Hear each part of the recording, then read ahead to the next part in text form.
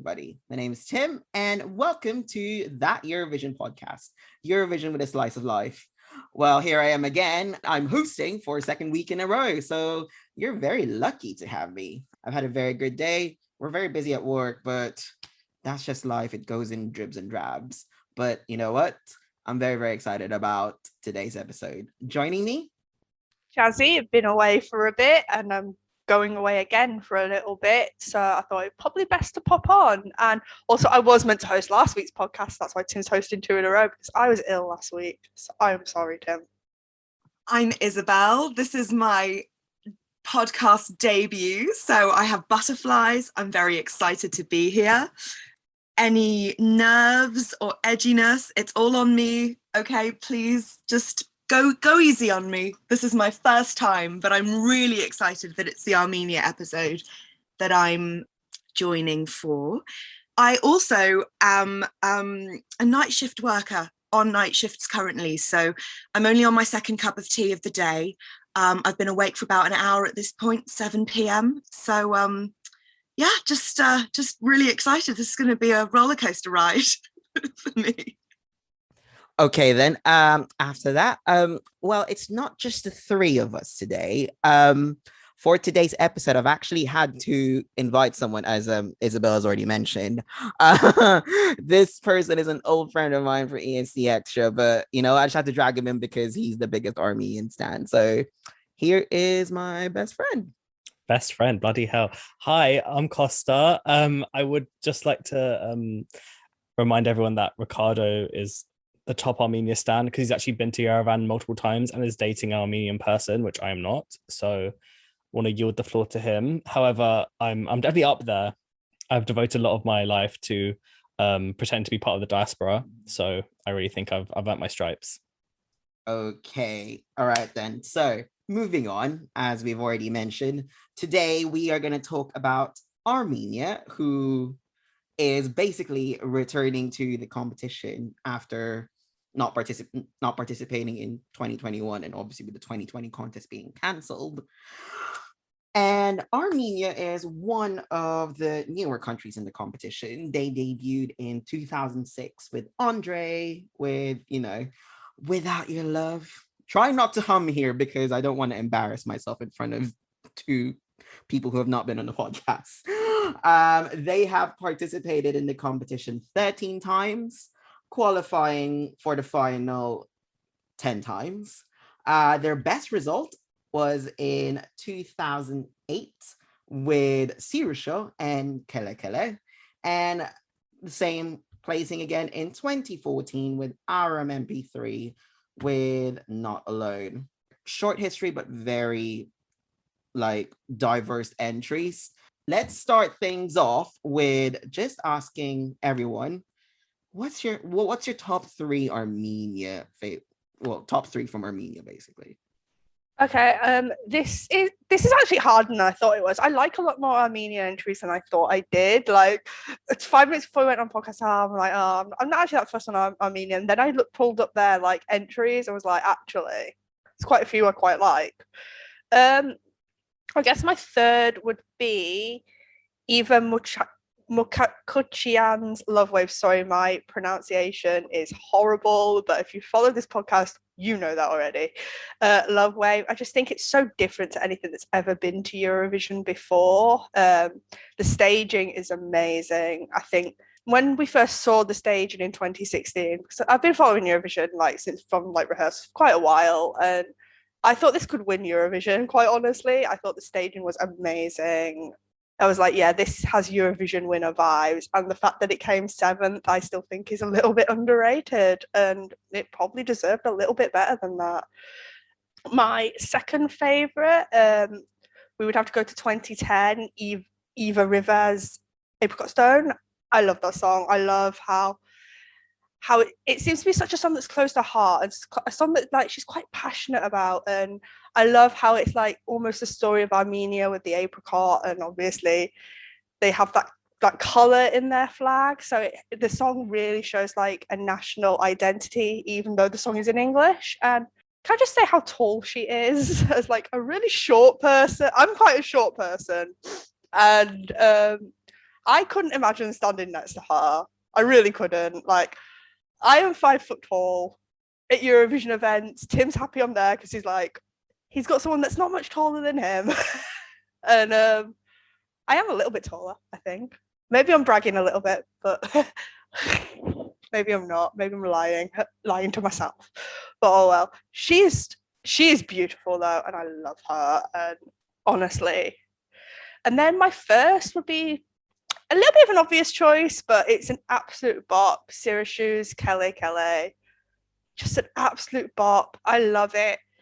Like in 2008, there was like this, like so many female pop bangers, and that's just the type of music I love and liked it. I'm so glad that it came like fourth at Eurovision. I think it did like the best out of all the. Oh no, Shady Lady came second. Me not knowing my Eurovision history, Shady Lady came second. But yeah, happy it did well. Like all those female bops from that year. I just want to give an honourable mention to their first entry, Andre from 2006, Without Your Love. He nearly made it in there. I do think it is a fantastic debut entry. It's a bop, it's enjoyable, and I think it was a really like stamp on entering the contest. I think Armenia are a country that I've maybe have a little bit of an oversight for. Like, yeah, they're there, but I don't really care enough for them. And then when I delve a little bit more into their entries, specifically the earlier entries, I actually find that I quite like Armenia. It's just maybe I have a little bit of an oversight when it comes to them. All right.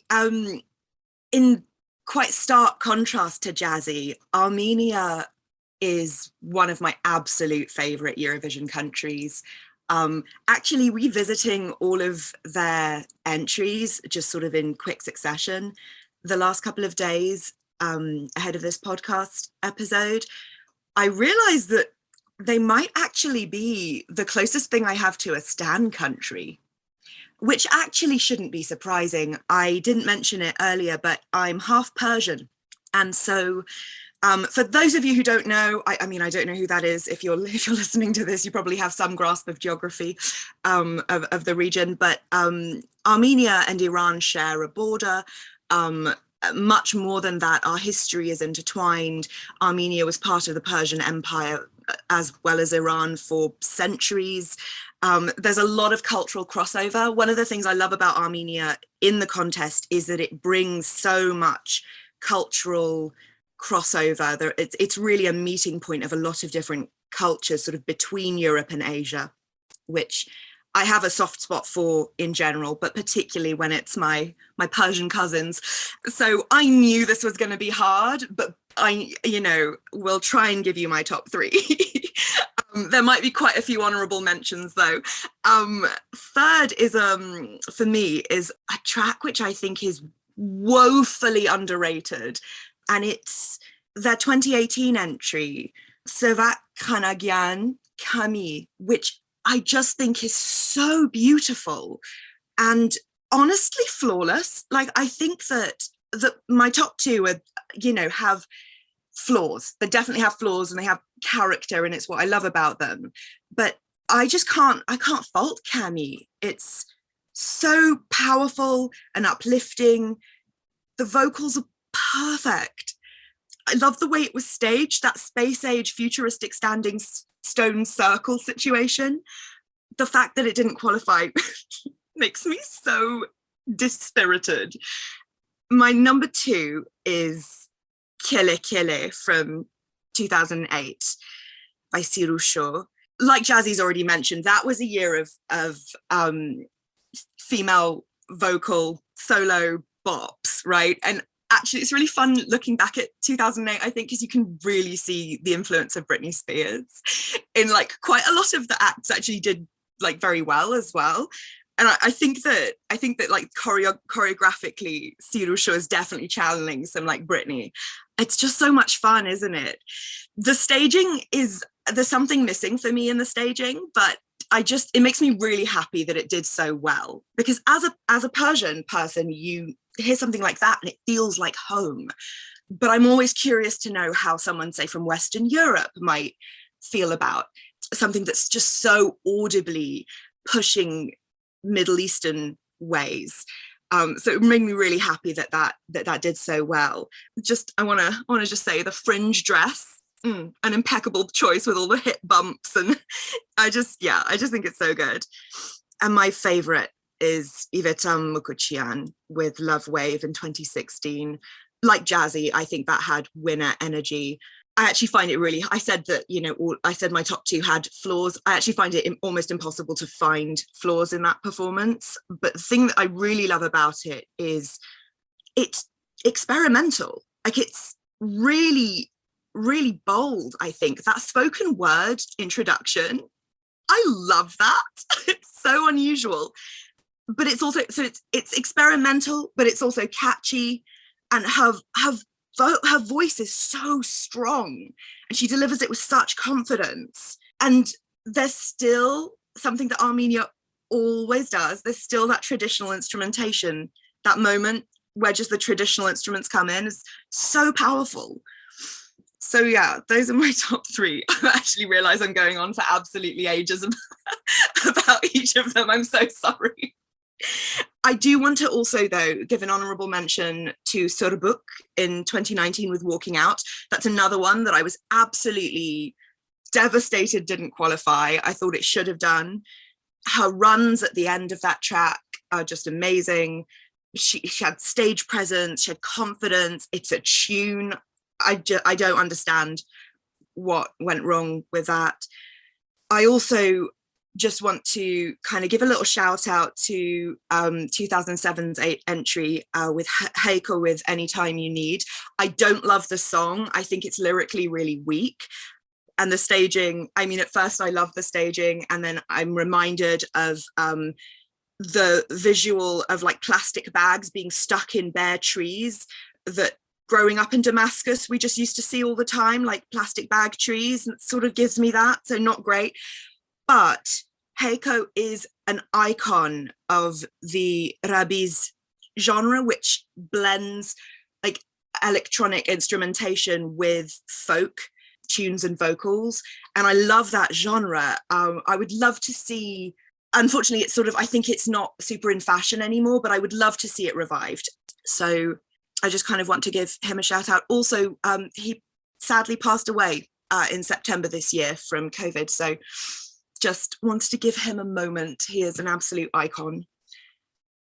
Okay, thank you, Isabelle. I really like that context from your kind of Persian heritage. I thought it was super interesting and adds a lot of like flavor to my understanding of kind of Armenia's music trajectory, and also how it's, and just again, the region is so rich in so many ways, and I think a lot of Western European media doesn't really understand that. As a Cypriot, I also have a really deep connection to Armenia through our shared history. I mean, back in the Armenian genocide, Pontic Greeks were being slaughtered right alongside them, so how could we not? And obviously a huge Armenian diaspora has influenced Cyprus for generations, and there's a whole referendum for them to be part of the South. So again, very deep links to this day. And that definitely really informed my kind of coming of age as a Eurovision fan, particularly with Kele Kele being kind of the starting point. So my top three was really hard. Again, it was a stand country of mine. Unfortunately, because they have lost their way, some countries that are more consistent have kind of crept up there, but I will always be checking and rooting for Armenia, specifically in light of their current political situation. And so this is really hard to do. I've kind of swapped a lot out in my mind, but I've kind of settled on a top three that feels correct. Third is Ingela Nushu Janjan. I just love that lyrically sisterhood is kind of at the helm of that song. It's really rare that we have songs in Eurovision about sisterhood. There's a lot of love songs about kind of partners, but kind of those family ties and how in sync they were on stage is really just kind of powerful, subversive, unique. It's a really explosive performance, but also very demure and authentic. It doesn't sexualize them. Not like there's anything wrong with sexualization on the Eurovision stage. I think it's great to see empowerment in various forms. However, Jan Jan does feel very kind of different in how it kind of has a modern sensibility that was obviously accessible enough to bring them to the top 10, but also was very authentic to the style. Number two is Fly With Me, Artsvik 2017, one of my most underrated entries of all time. It's probably one of my top 10 stagings at Eurovision. I think it's so unique and conceptually just flawless. I love the music video, the colors, the styling.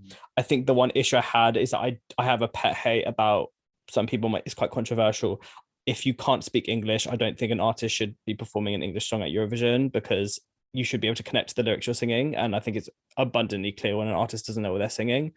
And I think had there been a bit more spark in the performance of Fly With Me, it would have ranked higher. But even then, it's such an experimental song. There hasn't been anything like it before or after 2017, and it deserved way better. Artsvik is a powerhouse vocalist, and I thought the staging, if it was captured by a better camera crew with more kind of purposeful cuts, it really could have been a lot more impactful. However, I still adore it. And then number one, again, it's been said, Lovewave. When I joined ESC Extra, I wrote a whole essay about why and how Iveta Makuchian was doing a drag performance that day, and how and why Lovewave made me queer, particularly the spoken word intro and the Duduk bridge. And yeah, changed my life. Really, it was a really important impetus for me becoming a Eurovision commentator and more than just a casual fan. And it is my favorite entry of all time. Recently, Telemavesh from Conan is Serious and Shum from Goe have kind of nipped at its heels, but realistically, Lovewave is still very much my top entry of all time. I do want to give some special mentions. So Eva Rivas, Apricot Stone. As it's been mentioned, she is 6 foot. I've previously mentioned on a few occasions that I would like her to step on me. Recently discovering that she has performed in Chechnya, she probably would gladly. And that's probably why she slipped into like my number 4. But yeah, I named my Twitter account after her, well, in her tribute, Cherished Fruit. If you want to give me a follow, I'm funny sometimes.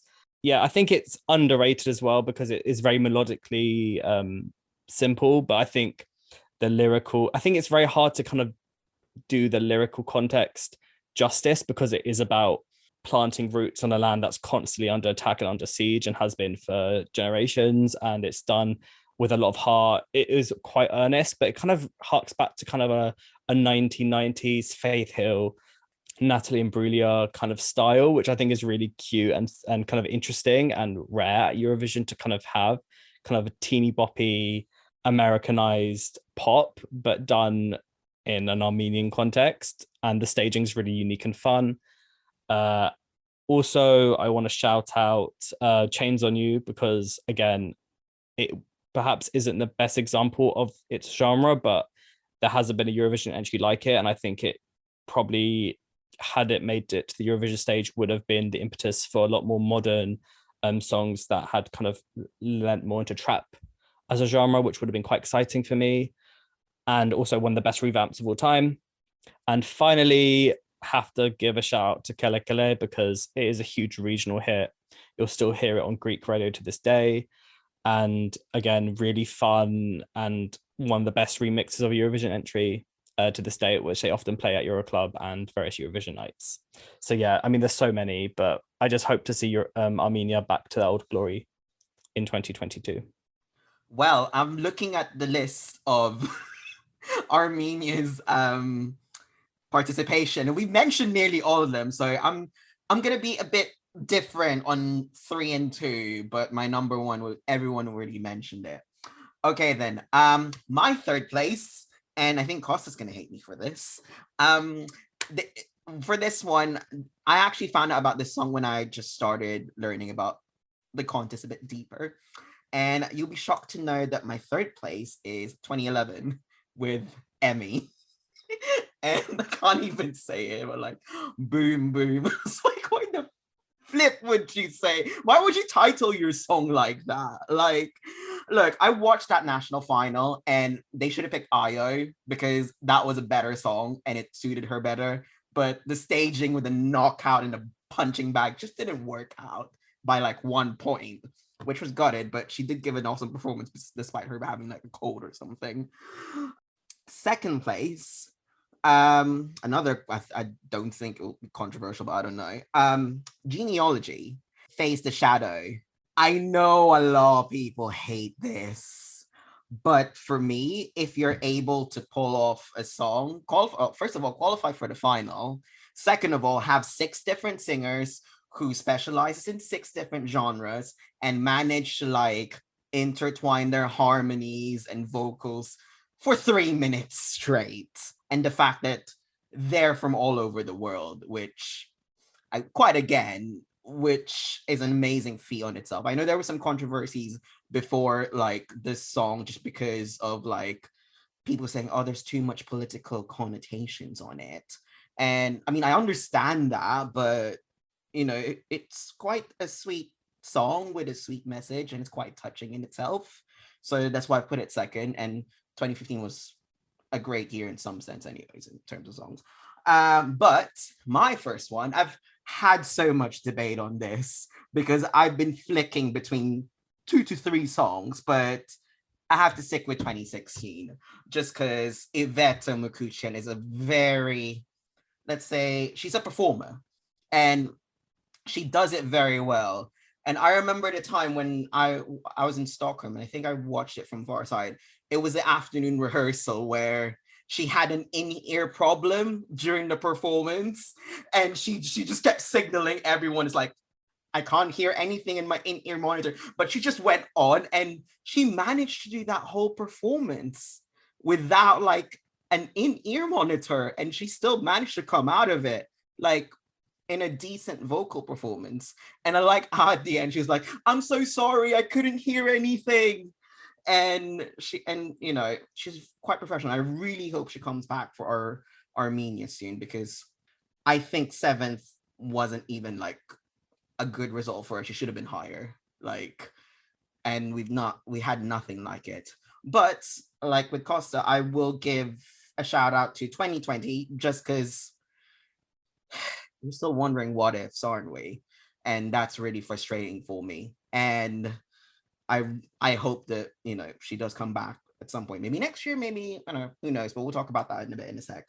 And another one would be Kele Kele, because Zero Show is just about, still hear it on Euroclub or Eurofest or whenever, and on ESC radio, and always such a bop and always such a nice thing to listen to. And yeah, that's our end of our top 3. So moving on, let's look a bit deeper on Armenia itself and how they participate. We've had a mixture of internal selections, we've had a mixture of national finals, and gave them kind of like a mixed blessing. They participated 13 times, but there are 3 times they didn't qualify, which was in 2011, 2018, and 2019. And 2020, we just didn't know what would have happened. So my question to you is, just for a quick minute or so each, what do you think Armenia is doing good or bad in regards to their Eurovision participation per se?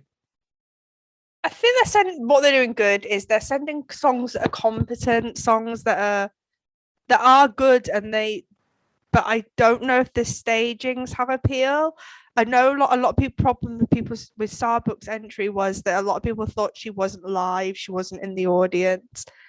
And like, because obviously we had that thing where the audience like disappears, which I thought was a really, really cool effect, but you kind of let the locals didn't really like it too much. Although I thought Kwame was staged like the best it could have been, and I actually think it's quite a decent song. And I just think the problem with Kwame was it was in a very strong semi-final, like semi-final 1 in 2018. But a lot of Eurofans' admission is one of the strongest semis we've ever seen, and I think had it been in semi 2, it may have made it. And I just think with 2018, it was like unluck of the draw, because I can't really say the luck of the draw, can I? Because it was unlucky. But I think what they're doing right is the songs, they never send a bad song. Like nothing they've ever sent is bad. I think it's connection to the audience, which I think they had before, but I think in the last few entries, the staging's not really connected. And I'm not sure why, because I actually think they're staged quite well. But that seems to be the problem among Eurofans. It seems to be the staging. But I don't think it's been that bad, personally. I agree with Jazzi that do I agree with Jazzi that the staging is the problem? Actually, I don't think I do. I think that it's really interesting watching Armenia's journey through the years. I think their staging just like took leaps and bounds between 2008 and 2009. I don't think they've had a really bad staging since. Possibly that's a controversial opinion, I don't know. I certainly don't think they've had, I don't think they've had anything but brilliant staging since 2015, honestly. I actually loved the way that Genealogy was staged. I thought it was great. I mean, possibly if you didn't know the background of that song, which was that they had 5 performers from the diaspora. That is right, isn't it? And 1 from Armenia. I think I've got the numbers right. And so that map and where they all stand on the map is, you know, representative of where they're from in the world. And yeah, I actually think that their staging has been great, to be honest. Sometimes simple, but that's not a problem for me. I think what Armenia does well is that it always brings a really strong sense of story. Like every single one of their entries has had like strong storytelling, and they always commit. And that's something that I think is missing often, is that commitment from, I mean, missing often from maybe other countries or other entries, is that complete commitment to the theatrics of the song, regardless of whether or not the song is super strong lyrically. There's always that commitment to the concept of it and the staging of it. I think they're instrumentally always super strong as well. I actually think that Cami, I agree that it was partly down to the fact that the semi-final one in 2018 was notoriously tough, but I think that Cami was head and shoulders stronger than at least 2, possibly 3 or 4 of the songs that did qualify. Also possibly a controversial opinion. I think the fact that it was in Armenian might have, you know, done it a bit of a disservice there, because so many of the songs that qualified were in English, and that is just more accessible. Yeah, I don't want to go on for too long. Let me just stop there. I don't know what they could do better, I suppose, is what actually was what I want to end with. I don't know how they could possibly improve, because I honestly think that they're killing the game. I'm going to be a bit more of a critical friend, I think, to Armenia in this case, because I do think that I have some notes. Firstly, I need to qualify just what I'm about to say by kind of making it clear that I think that success in Eurovision is very subjective by the country, by the entry. I think, for example, Dorian's Lonely Planet from 2013, a universally panned entry, kind of deservedly is really boring, and hence why no one's mentioned it so far. For that to come 18th is a huge achievement, because that definitely overperformed. So I don't think an out of context 18th is not a good result. However, in context of it being a bad song and a really boring performance, 18th is pretty good. I mean, 2013 is not that strong a year, in my opinion, but even still. More recently, I think Fly With Me, I put it down to the fact that the song was very experimental. I don't think it ever would have been top 10, because she was vocally flawless. I think the camera cuts were a bit sloppy at points, which I don't think you can blame the delegation for. I think it's down to the crew you're working with. For example, 2019, a lot of the performances never came together by the final, and that wasn't through any fault of the artists or the delegations. Just to zoom in on 2018, 2019, I think Cami was, I liked the song. However, I do think it was a bit dated in the production and the structure. And I like to compare it to Not Alone, because it does have the same kind of almost post-dubstep build and starts off very slow and grows. I think what Not Alone did is that the camera cuts were a lot more dynamic and made the performance feel a bit more like there's more momentum, whereas Cami felt a bit 2D. Also, I feel like Sevak's presentation is not conducive with like a strong televote, because to the general Eurovision audience, they just don't connect. Whereas in Armenia, he has a huge fan base, and he's very much indicative of the kind of music and the kind of artists you would find in a lot of kind of more Eastern countries, even to the Balkans. And the sound is also very common in Russia, Ukraine, which is why he's huge in those countries. But I don't think it translated to the Western audience, unfortunately. And that was a very Western orientated semi in terms of voting block. I do think there could have been more camera cuts. For example, if you look at Karma from Angela Peristeri from 2020, 2021 even, this year, that was a kind of almost a similar song, also a bit on the dated side, but really amped up with some very impactful staging and some really good camera cuts, thanks to Sacha Jean-Baptiste. So I think that could have been worked on, but I still don't think it would have qualified in that semi, unfortunately. In semi 2, which was kind of dire, I think it had a chance. And walking out, I think the problem started from the drawing board. I think they had like over 100 songs submitted for Serba because she was quite a rising star in the diaspora at that time. The song was the wrong pick. She could not speak English. She had no idea what she was singing. She looked terrified. And an ordinarily very strong vocalist sounded very nervous. She missed the money note during the final and in several performances, including the rehearsals. And the staging was completely it was a bad concept to begin with. They had a really good music video concept that should have been replicated on stage. She should have had dancers. There should have been more light. It should have been more kind of stark black and white lighting. I just think that everything kind of went wrong with that. And it pains me to say it because I'm a big fan of her as an artist. I think had they gone with something in Armenian, something more akin to her other singles, I think she would have sailed through what was not that strong a semi. And I think that was a fault of delegation for picking the song in the first place. I think if you have an artist who is not confident in the English language, Armenian is such a beautiful language, and she's had songs that have connected with the wider fan base. I know that Half a Goddess is actually in English, but it's hard to tell because of her diction. So I think they could have done something similar in Armenian and it would have slapped and it would have stood out in that semi. And the staging was another kind of nail in the coffin. I think a lot of people expected Walking Out to qualify based on the studio version. And then when it got to Tel Aviv, it just didn't come together.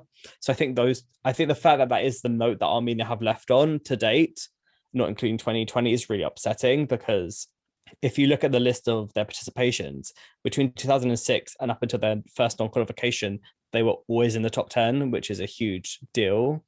And they still have a 100% top 10 record in Junior Eurovision, I believe. So they clearly have the ability and the quality of vocalists. The Armenian delegation have no shortage of really spectacular vocalists to choose from. I think they should keep on doing internal selections. I don't think national finals work for countries that, for example, I think Georgia is a good example. I wouldn't expect Georgia to pick an artist that resonates with the audience domestically and also connects with enough countries across the Eurovision voting bloc to get them over the line. And that's just my personal opinion. And I would say the same with Cyprus. I'm very depressed they're doing a national final next year for that reason, because I don't trust them to vote properly.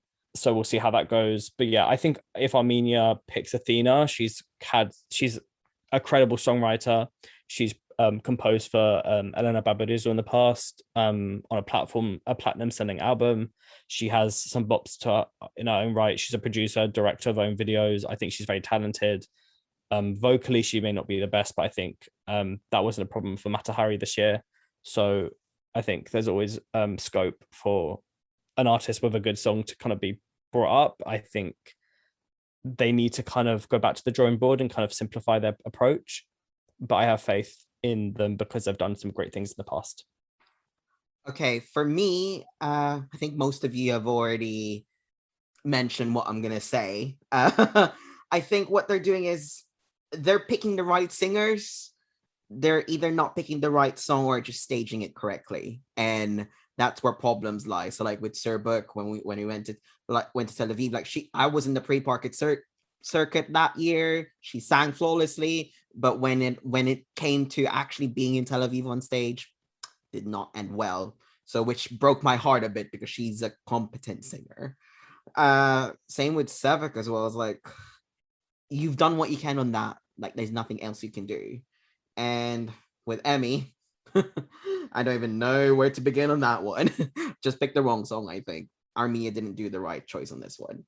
But moving on, I'm going to touch on something quickly with what Costa said, because Armenia is also in Junior Eurovision. And looking at it, they participated 13 times, but guess what? On 7 of those, they actually placed top 3. Just a quick fire question, do you think they can learn what do you think they're doing right there, and what can they do to actually take that into the actual contest? Because it seems they're doing well there, but not there. It's a bit of a weird one, simply because I've only followed Junior Eurovision since 2018, and 2018 and 2019 are 2 of their worst results. However, Their songs that I have heard are just fun and enjoyable, and that is what Junior Eurovision is all about. And I imagine that was very similar before that.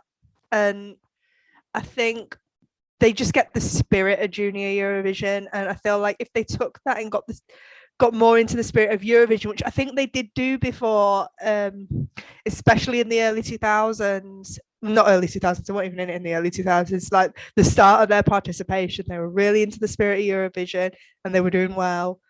I think it's very similar for Junior because it's just fun, it's engaging, it's enjoyable.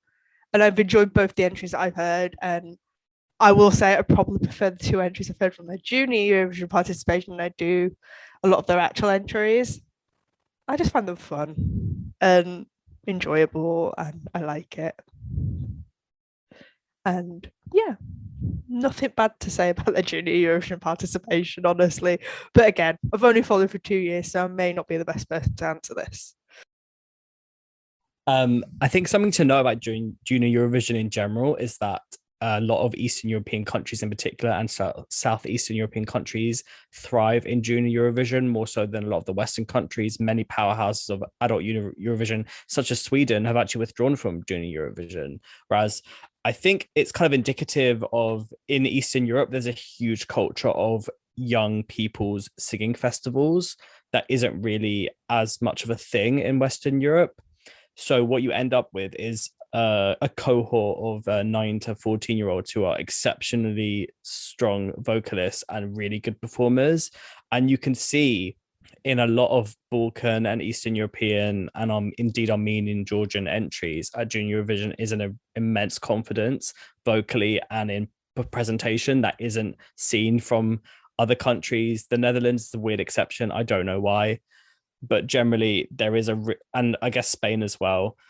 But generally speaking, they have really phenomenally talented kids and they just turn it out and they have really fun songs. And that's kind of the secret to their success, in my opinion, and can be said about a lot of countries that overperform in Eurovision compared to Junior Eurovision compared to the adult contest. Belarus was also an example of that before they tragically withdrew. And so I think that what they need to do is find the equivalent of artists from either within Armenia or across the diaspora. I think Iveta Makuchin is the kind of level of artist of like young singers they have in Junior, and they haven't really been getting them for the main contest, unfortunately. Especially if you look at the national finals of recent, the quality of performances was really poor, and the vocals were all over the place. The songs didn't sound great. They were badly written. I think what Armenia could do is leverage the diaspora a bit more. They have a huge diaspora in America in particular, in the West Coast. If they kind of bring in some of those producers, musicians, there is a huge circuit of, I know this is the case in like the Greek diaspora, of like dinner and dances, just like really talented vocalists who may not be signed to a label, but are really like seasoned live vocalists. I think kind of being a bit more creative and looking beyond Armenia, but also Russia and Ukraine, and looking to like Armenians in the West to bring in kind of enough of an international sensibility that will make their entries accessible. But yeah, I have no notes for them at Junior because they're really good at it. I hope Milena Fox, who was originally going to perform last year at Junior Eurovision, will be brought back. I believe she's still within the age range. I think she's now 13 or 14. So she'll be eligible. I hope they come back because her entry that was shelved was actually one of my favorites of last year. I wish they kept it. But yeah, I definitely think their trajectory is salvageable. There are some countries that are a lot more hopeless, like UK and Ireland. So yeah, I'm not too worried, but I just would like to see it. As for that, I think with Armenia, what works with them is, like Jazzy said, it's the spirit. It's just like getting involved, and they're there for the fun of it as well as taking it seriously as a competition. And if you combine both of those, it actually works well in their favor because of the results that they've had during their Junior Eurovision participation. I think they just need to find someone who's eager, like motivated to do their best for Armenia, and also, give them a good song. Like, we haven't seen Armenia for like 2 years now. So, and they're going to be back next year. So that brings me straight into our final topic. After not participating in, well, obviously due to participate in 2020, but not in 2021, they're one of the confirmed participants for 2022 in Turin. What are you expecting from Armenia? Just because at the time of recording, we have no idea what's going to happen. So I'm really curious, but this is an open suggestion to Armenian television. What would you say to them? I would say send Athena. She deserves to go. But simply because there's a lot of artists that from 2020 into 2021 that got their chance, but unfortunately Armenia withdrew in 2021. I just think she deserves her chance. I think you would expect this answer from me because I've said it about artists that in 2020 and 2021. So that's what I think they should do. What do I think they will do? I'm not 100% sure. Armenia can be a little, like, I think we found out that Armenia were having like a national fandom in 2020 very late on. So it could be anything. They could have a national final again. They could go internal. I don't know. But I know what they should do. And that's send Athena again. I have a lot of thoughts and feelings about Armenia's return and what I am expecting versus what I would like to see from them. I'm actually a little bit worried that maybe I'm putting too much on it, but that Sevak's failure to qualify with, as Costa mentioned, I think a sort of song in a style that feels really quite regional and in Armenian, that perhaps was, as you know, as Costa mentioned, inaccessible or less accessible to the Western sort of part of the audience. I'm worried that has been the thing that's made them maybe veer away from that a very Armenian sound. I love Walking Out. I love Surbuk's, whole delivery of that. I sort of fail to see some of the criticisms that others have picked up on with that. Not that they're incorrect, just that I fail to see them. But I will say that it felt much less Armenian than many, if not almost all of their previous entries. And I felt the same way about 2020, actually. Athena, I think I would be delighted to see Athena come back. I agree with Jazzi that it does seem fair to give her shot, but I wasn't a fan of the song, and part of that was because it just felt kind of like it was ever drifting further away from what makes Armenia so special musically.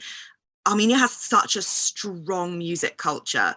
So what I would like to see in 2022 is a sort of a channeling of that strong music heritage and culture, traditional instrumentation, which really up until 2019 I thought was just such a present thing in all of their entries, and sort of one of the things that I felt was really special about their entries. I'd like to see that, but brought into the 21st century, like properly brought into 2022, in a way that we saw with 2016, and even something like 2009, with Jun, just that kind of that feeling of freshness in traditional song styles and traditional instrumentation.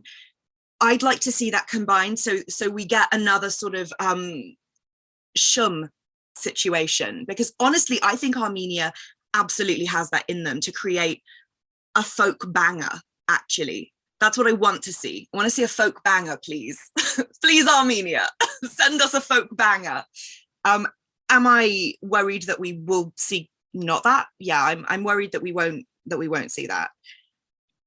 I think the Eurovision fandom fever dream concept of an Armenian return entry is Hayastani Ajinkatsa by Iveta Makuchin. She released a huge banger a few years ago, which I think is very much akin to what Isabelle was describing in terms of really dynamic, a lot of duduk, powerhouse vocal, but also not try hard. It feels like very effortless. I could see them really trying hard to get Iveta back, which honestly I'm quite against returning artists to Eurovision, especially when they do it really well the first time round. I like to see new faces get opportunities. Is why I'm really frustrated about the kind of Hellenic side of Eurovision 22 from what we're hearing.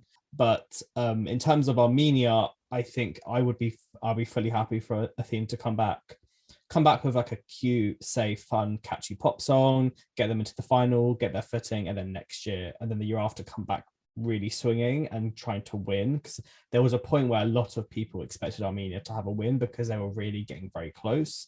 And if we follow recent trajectory with Italy, the Netherlands, there's usually a build up to a win. So I think that is within reach. Obviously, they have hosted Junior Eurovision before, so they have the infrastructure somewhat, and they have the broadcaster has the relations. There's obviously pre the Troubles, so who knows? Yeah, I think that if they send Athena with the entry she wrote for 2021, I would be happy.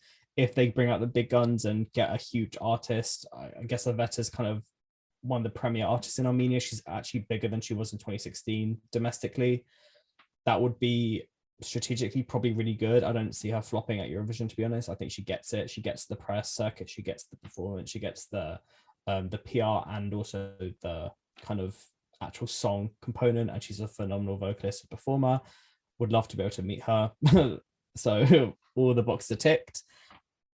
I'm more excited than I'm nervous. I think I'm nervous because just because of the volatility of their political situation. I would hate to see them withdraw again, but I'm going to try and be optimistic and hope that they just come back with a really strong entry and do well. I think that'd be nice to see from them.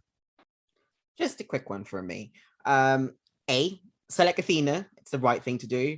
But B, if there's another artist, aka Iveta or Sirusho, I would not be fussed with that. And also, if they really want to do a national final, just maybe get the best of the best. Just because, like, Depi Evretes is a good show, but you need the best of the best for that to work. And that's all I'm going to say to that. But if it is Athena, we know how she has improved Chains on You from Depi to the final version on the studio album, on the Eurovision album. So she knows she already understood the assignment. And on that note, that brings us to the conclusion of That Eurovision podcast for Armenia. I'd like to thank Jazzi, Isabelle, and our score special guest Costa for joining us. But before we do say that, is there anything you'd like to say about Armenia quickly? Yes. On the subject of the national finals, I haven't followed. I'm a national final baby, so I actually, I'm not the most authoritative source on this, but all I see people mentioning is how terrible the sound is in Armenia's national finals. Just every time I see complaints about the sound system not doing the artists justice. So I wonder how much of like our general disappointment with the national finals, the Armenian national finals is also down to the production not being up to scratch. So Armenia, sort that out, please.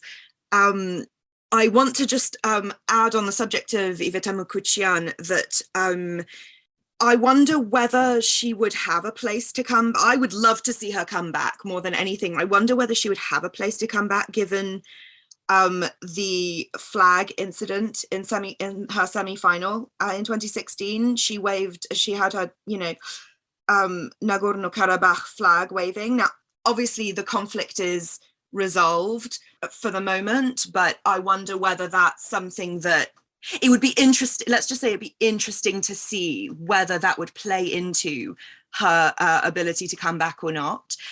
More duduk, I want more duduk. That's it. That's all I have to say. It's fine. I have nothing else to add. I co-sign what Isabelle said. More duduk, please. And for me, we are just happy that you are back. And thank you so much for coming back with whatever's happening in the country right now. We are looking forward to your 2022 entry. So that does take us to the end now. Thank you very much for listening. Don't forget to follow That Eurovision podcast at That Euro Podcast. And obviously, don't forget to check out That Eurovision Site for all the latest news and at That Euro Site on social media. But for now, thank you very much for listening. And shall we say bye? Bye. Bye.